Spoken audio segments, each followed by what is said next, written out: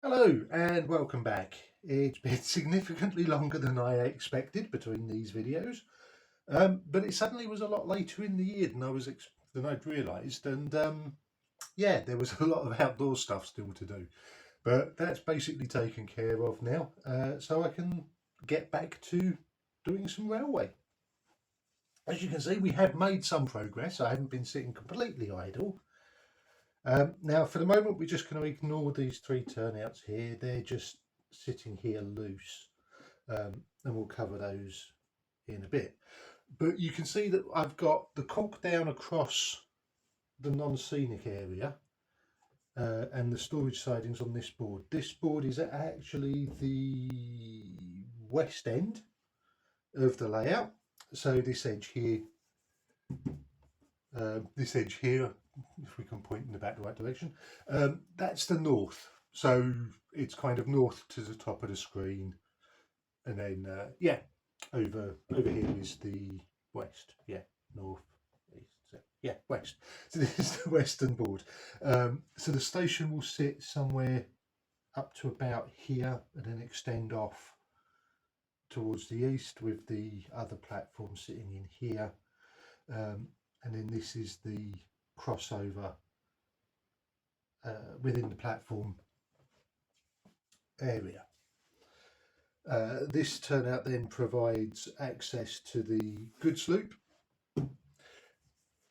which enables a goods train from either direction to come in and then, if necessary, be run round and shunted before leaving. We will address down the bottom here, there's a lot of blue wire. It looks messy, and it's all above board for a specific reason, and that reason is that I'm not electrifying, or I'm not putting point motors on the off-scene turnouts. They'll just be operated by hand, mostly because I don't really plan on using them all that much unless I'm operating it from the non-scenic side. Mostly it's going to be an occasional sort of swap of a train. You'll also notice that I have gone ahead and put both off-scene crossovers, on this board rather than having them on the central board. And that's because this set of three storage sidings are going to be for the outer loop. And having the turnouts on the same board just makes everything a bit more condensed and a bit easier, hopefully, in operation. Since a train will, if it wants to come into the storage sidings, will enter from here, cross over, and then be straight in. There's minimal disruption to the inner loop. And then on the way out, it can reverse. Well, it will reverse. It doesn't really matter whether it reverses across here, but it's not intended. The intention will just be to push the train back onto the inner loop and then bring it out across onto here through this crossover. So I have a big thing about not using turnout blades for electrical connectivity. I don't want to rely on the contact between these blades and the rails to pass current through into, well, anywhere basically.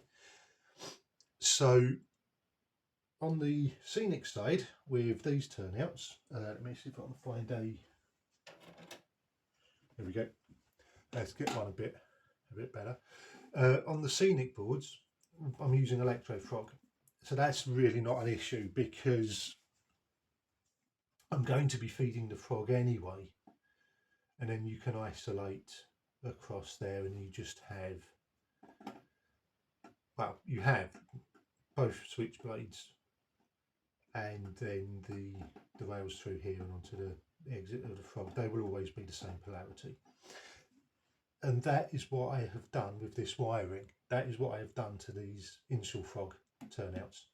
because obviously if you don't want to rely on the point blades to pass current, you need to feed from the other side. So I'd need to put a feed in here and send it back that way, and then use the wires that are underneath the turnouts to transfer the power from here onto here. But that does mean that you'd need an isolating switch on every single siding, and it's going to be very difficult. Well, I say very difficult, it becomes a lot more awkward to do so on a crossover, since you're going to need an isolating joint on both rails in the middle, both there and on this one. So these wires, as I say, have turned these initial frog turnouts into electro frog, in effect. Well, in effect, as far as the wiring is concerned. Obviously there's still plastic in the middle, and that's done by connecting those two rails with a wire. So we have that here, and then for this one it's done here, and then for this one here. So those two, and those two will now always be their own little set of same polarity. They're effect, yeah, they're all hooked together. Which then just means you need a switch to operate the reversal of the polarity, or to change the polarity as the switch operates, and that's what all this stuff here is for. So all these switches, they're just some basic micro switches. I picked up a pack of 20, so I've still got 10 left. They're just standard. They are just standard micro switches, leaf spring micro switches. The only thing you need to pay attention to when you're wiring them up is the fact that the metal lugs are not in the same order as you would expect from a normal toggle switch. On a normal toggle switch, the center one is the common, and then you select between the two outer, depending on whether the switch is set that way or that way. And on a toggle switch, yes, if you follow the line of the toggle down, it points to whichever outer lug is going to be the one connected to the center. On a micro switch, that's different.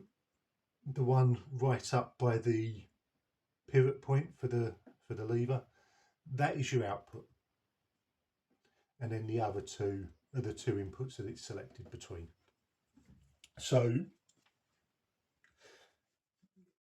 it's just one of those slightly awkward things that you have to remember. So again, looking at this turnout, we have electrically connected the two rails coming out of the frog, and then you can see I've got another wire soldered here, comes through round down onto that switch, and that controls the polarity of those two rails.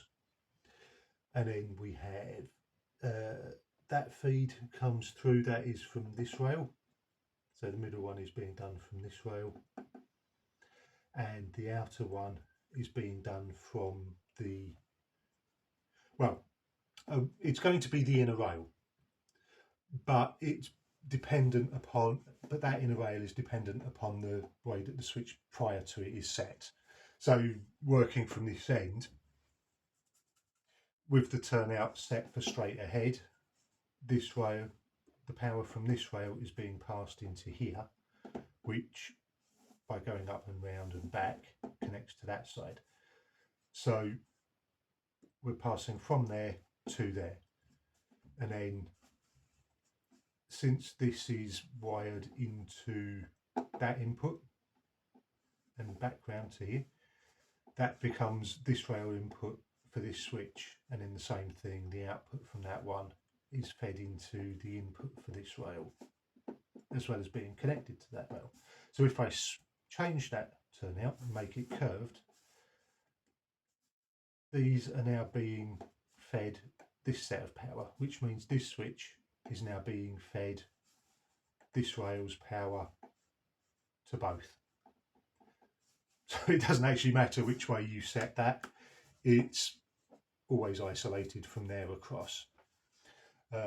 You do then obviously have to use isolating gaps in the rails and additional power feeds to make sure that you don't have any shorts. So after this set of turnouts here, there's an isolating break on this rail because that's the one that's being switched. This one is fine. Oops, sorry. This one is fine because it's just just a straight rail through. And then this one, there's another isolating break here. Sorry, the inner rail. I have got markings put on here. I don't know if it comes up. There's a pair of markings here. There's a pair of markings there, and here, and it's basically just to indicate which rail is broken and which rail is straight through. So I have a straight through mark and a break mark. So straight through, break, and then on this side it's the same. It's a straight through and break. So straight through and break, and this one is reversed. It's straight through, break. So there's an isolating joint here. And then I've also got indicators just so I can see where I've put feeds in.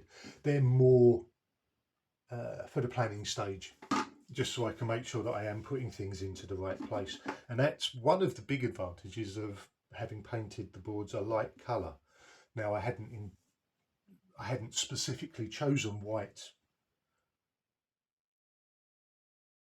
I was gonna be quite happy if it was like a light grey or a pale colour. It really didn't matter. I just wanted something light that I would be able to draw over. So you can see I have got a marking along here. That was where I thought the back scene is going to go. Now I don't know whether I haven't transferred the marks correctly from the plans or whether I've just laid the track on a squiff. But you can see it does get closer to the storage siding. So I might bring that mark in and bring that mark up just to sort of swap just to like rotate that edge. And it's the same on the other board. In fact, looking at it, it's a bit worse. I didn't religiously mark out where these turnouts would go, partly because these have moved, but also the position isn't critical on the scenic side. So for this turnout and these two,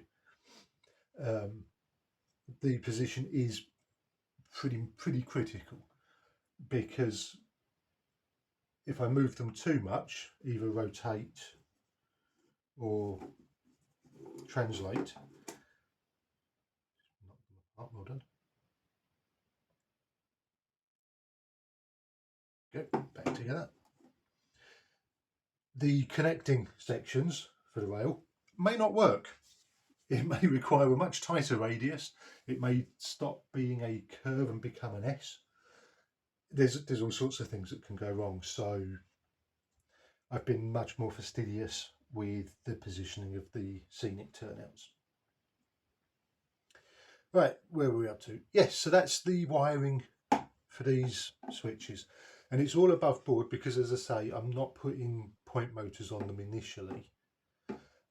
The wiring could have been routed underneath, but if I then wanted to add point motors at a later date, I've got that underboard wiring then to work around. This way it keeps the area underneath the boards entirely free, and if I do add turnout point motors to them, I can just put them in. All of the holes have been drilled, ready to accept ready to accept them. So there is a gap for an operating rod underneath to actually move them. When I was putting the cork down, I think I have in parts used too much PVA to hold it down. As when I was pressing, when I was pushing it all down and weighting it, there are patches where the PVA actually came all the way through. So what that's going to do in terms of the sound deadening, if any sound deadening really would have come from this, I have no idea. I may have noisy patches. We'll find out in the end. The track itself is held down with some, what's it? It's one of those super grippy kind of multi-purpose tubes of glue. Is it No More Nails or Hard as Nails? Something like that. It's like a blue tube with a yellow cap. I've seen it advertised on TV decades ago, and it's quite handy. It's not particularly attractive, as I say, it doesn't dry clear, and I know you could probably use any all-purpose ultra grippy glue to do this. You know, something like Copydex, but ever since I was a kid, I have had a strong reaction to the smell of Copydex. I really cannot get on with it. So this is my chosen method. The last bit on here, have we got? Yes. So I'm going to quick peep at the camera to see if it's actually in shot or not after the last lot. I was talking previously about doing the rails across the board joints, and with, well, basically when you are doing a board joint and putting rail across it, you need something that's going to hold the rails in place. Now for Pico code 55, I don't know how well this will come up,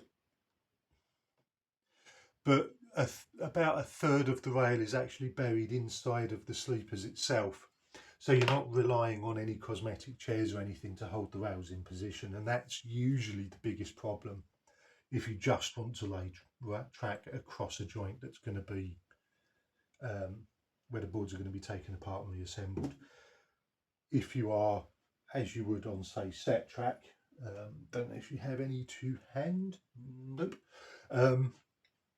It's only those little plastic cosmetic chairs at the top that are actually gripping the rail in place, and it's very easy to pop them out. So I hadn't really decided what I was going to do, but I was planning on just relying on the sleepers, because that's what I've done on other multi-board builds that I've done in the past, and it's been fine. However, those multi-joint boards in the past have had a lot fewer connections than I have here. I counted it through, I have 19 crossing points at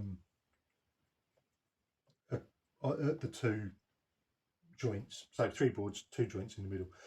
Yeah, there's 19 crossing points, which means 38 rails, and because each joint has 2 sides, when it's taken apart, that's actually 76 places where a rail leaves a board. And obviously the more times you have a rail leaving the board, the more chance there is for something to go wrong. If it was just a couple, like say you had 1 or 2 tracks crossing a single joint, and that was the entirety of your worry, then that would be 2, 4, 6, 8. You know, it's a lot easier to be careful. Well, one, it's a lot easier to be careful around 4 locations, but you're not rolling the dice so often. With all of that, with having 76 rails leaving a board edge, I'm a bit worried about the odds. So I have decided to go ahead and use screws. So I will be soldering rail to screws next to the edges. Again, I don't know how well this comes up, but the gap between those two screws is much smaller than the gap between those two screws. Doesn't really matter because, he says with a trusty bit of rail, the screw heads are so large and the gap between the rails is so small that even with them being that close, I've still got plenty of wiggle room there. And on this one, it's huge, the amount of wiggle room I've got on that. So yeah, it's actually fine. I don't have to be that accurate with where I put the screws in. So on this board joint, I'm actually going to use set track. I've got some bits of set track I'm going to cut up to cross, because although the code 55 can be joined to code 80, and it pretty well lines up at the top. It's not a perfect line at the top. There is a small step. You can feel it if you run your fingers over it at any point. There is a difference under the sleepers. When you get to the bottom of the sleepers, the code 55 would have to be held up above the cork. And with it being this close to the board edge, where that would take place, I don't want to mess about with it, so I'm just going to use code 80.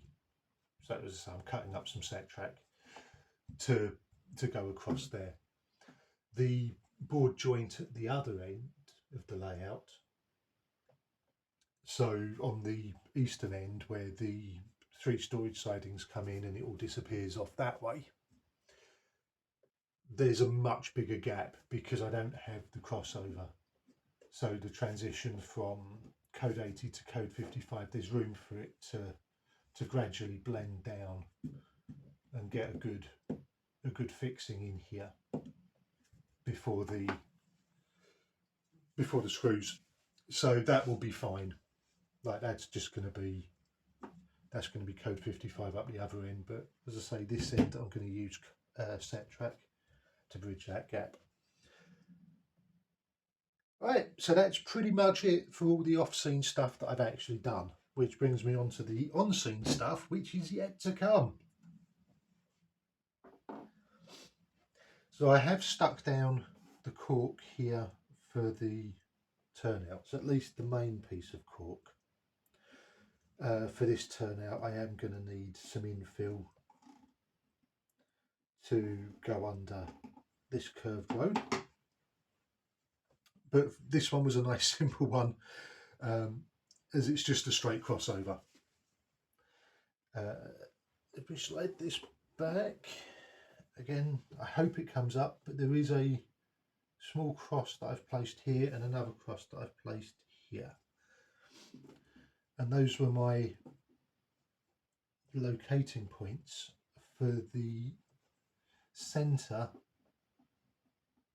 between the rails, the centre point between the rails at the end of the turnout.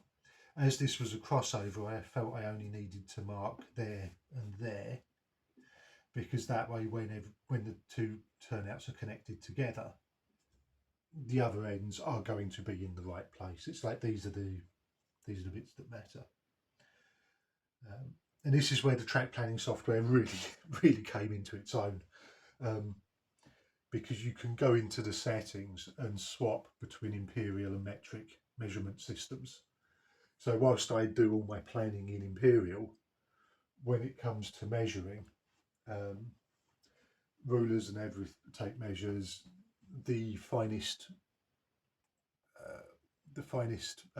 markings that you have on them are always in millimeters. So once I was ready to do this, I swapped the software into metric mode, and I was able to note down the positions here and transfer them across. Now I've done that across all 3 boards, and I have had all 3 up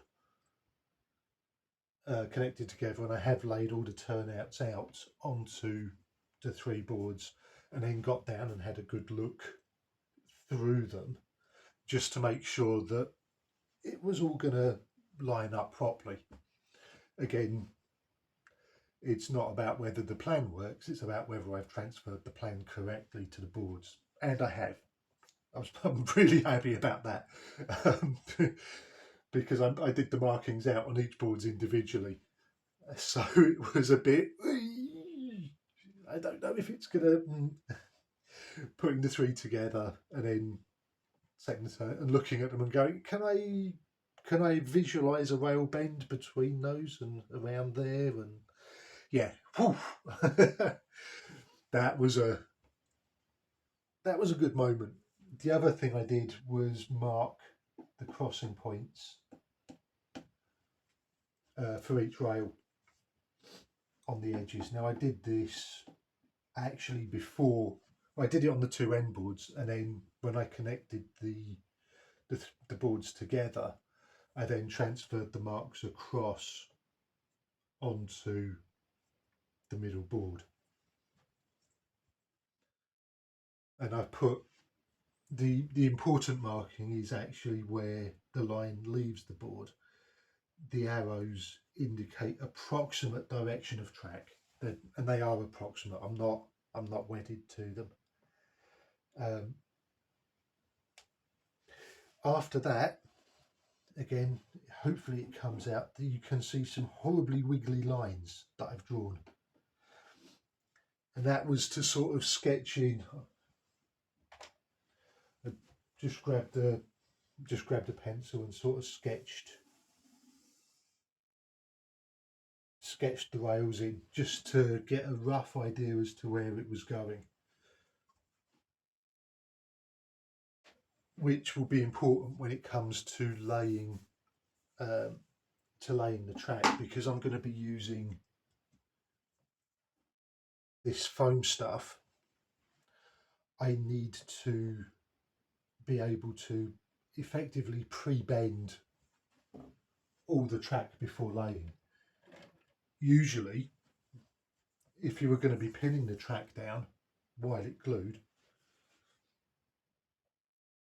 onto a flat surface, it wouldn't be so bad. You could take your bit of rail, connect it, pin it down, bend it, pin, bend, pin, bend, pin, and work your way along. But because I'm going to be gluing this foam down first, then inserting the track with glue, so obviously I'll worry about that when I actually do the video where I'm putting this down for the first time, because I still haven't done it aside from this test piece. But the idea is to have the piece of track effectively bent to shape and ready to go, fit that into the foam and cut the foam to the appropriate length, then stick the foam down,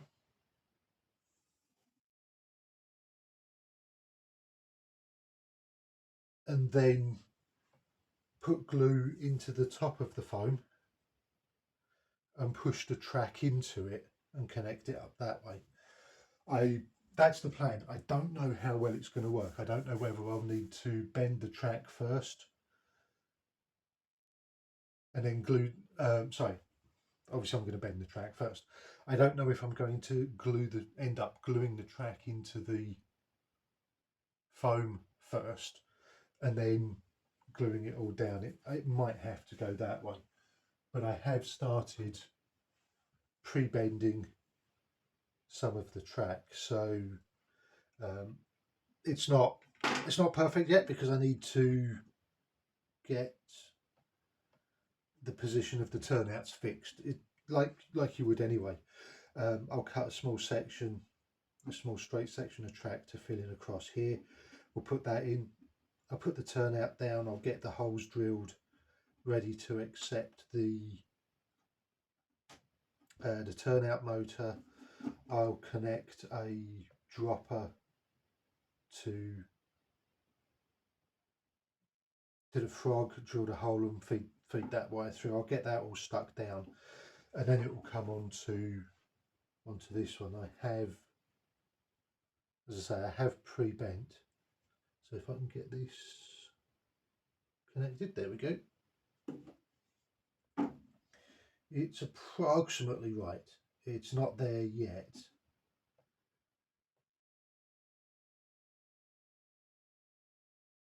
But it should go something about like that. I'm very aware at the moment that it's wanting to sag in between. But that does, when I bend down again, give it an eye check just to make sure that there's no kinks. It should look lovely and smooth as it comes through. So that should be the first bit, and then it will be add another straight section in here to connect onto the turnouts, and then this will be the same idea as back here. I'll need to add a dropper, drill the holes out ready to mount the turnouts before I secure it in place. And then, well, actually this one won't get I need to remember this because I didn't over here. I can't do this turnout until I've done this turnout, really, because if I do this turnout first, then I've got to connect this in here, and then I've got to connect the track in here, which is a fixed gap, and I had that problem up this end. I had the two semicircles down, and I'd been all the way along here, and I'd stuck this down and this down to get it all nicely in place, but I hadn't put this one in first. So these rail joints are actually soldered together. It's terrible, I know. And I might, I don't want to say I'm going to regret it, but I might regret it. Because with everything here fixed in place, I wasn't able to slide into rail joiners that way and into the rail joiners this way at the same time, and there wasn't enough give to be able to do it all on angles and have it sort of click into place when I completed it. So yeah, note to self, don't do this turnout until you've done this turnout.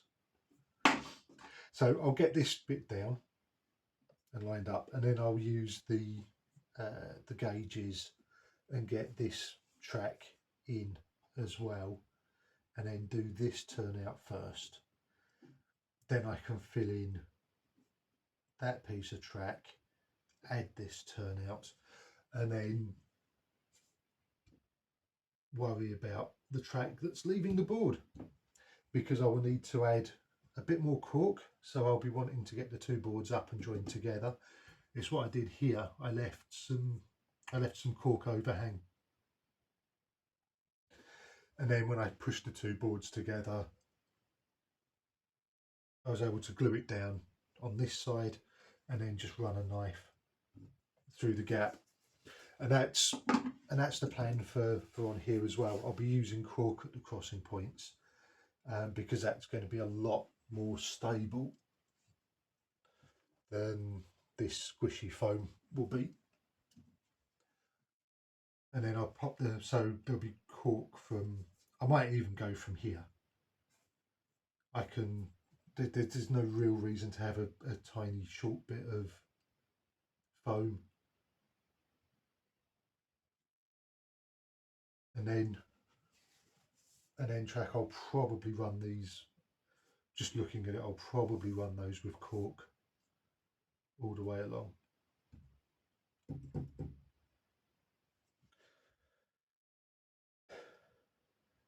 Yeah, I think I'm now standing trying to decide. It's like, no, I need to decide that later. And then I'll also be able to get this section in. which will be lovely because then I'll have the beginnings of the track round. Then I think what I'll do is I'll pull out the other end board, the eastern end, because that should be, in terms of the running lines,